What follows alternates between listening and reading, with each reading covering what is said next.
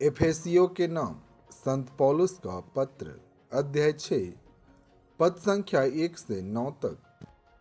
बच्चों, अपने माता पिता की आज्ञा मानो, क्योंकि यह उचित है।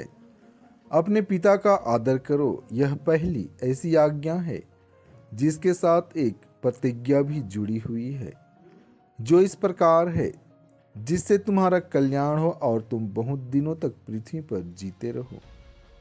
पिता अपने बच्चों को खिझाया न करें, बल्कि प्रभु के अनुरूप शिक्षा और उपदेश द्वारा उनका पालन पोषण करें। दासों से मेरा अनुरोध है कि जो लोग इस पृथ्वी पर आपके स्वामी हैं, आप डरते कांपते और निष्कपट हृदय से उनकी आज्ञा पूरी करें, मानो आप मसीह की सेवा कर रहे हैं।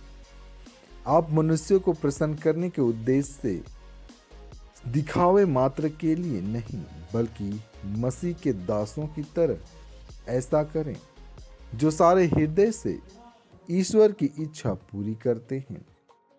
आप प्रसन्नता से अपना सेवा कार्य करते रहें, मानो आप मनुष्यों की नहीं बल्कि प्रभु की सेवा करते हों, क्योंकि आप जानते हैं कि प्रत्येक मनुष्य, चाहे वह दास हो या स्वतंत्र, जो भी भलाई करेगा उसका पुरस्कार वह प्रभु से प्राप्त करेगा। आप जो स्वामी हैं, दासों के साथ ऐसा ही व्यवहार करें। आप धमकियां देना छोड़ दें, क्योंकि आप जानते हैं कि स्वर्ग में उनका और आपका एक ही स्वामी है, और वह किसी के साथ पक्षपात नहीं करता। संत लूकस आज का पवित्र सुसमाचार अध्याय 13 पद संख्या 22 से 30 तक। ईसा नगर नगर गांव-गांव उपदेश देते हुए यरूशलेम के मार्ग पर आगे बढ़ रहे थे।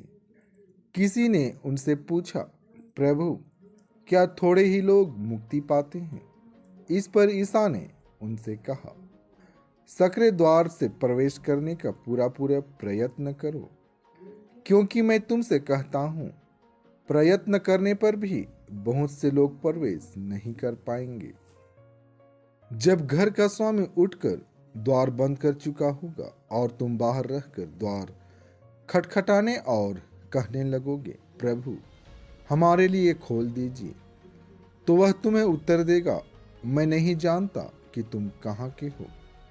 तब तुम कहने लगोगे, हमने आपके सामने खाया पिया और आपने हमारे बाजारों में उपदेश दिया।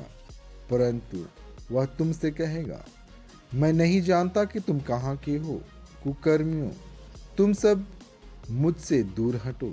जब तुम इब्राहिम, इसहाक, याकूब और सभी नबियों को ईश्वर के राज्य में देखोगे, परंतु अपने को बहिष्कृत पाओगे, तो तुम रोगे और दांत पीसते रहोगे। पूर्व तथा पश्चिम से और उत्तर तथा दक्षिण से लोग आएंगे और ईश्वर के राज्य में भोज में सम्मिलित होंगे। देखो, कुछ जो पिछले हैं अगले हो जाएंगे, और कुछ जो अगले हैं पिछले हो जाएंगे। प्रभु के इन सुंदर वचनों के द्वारा आपको आशीष मिले। आमीन।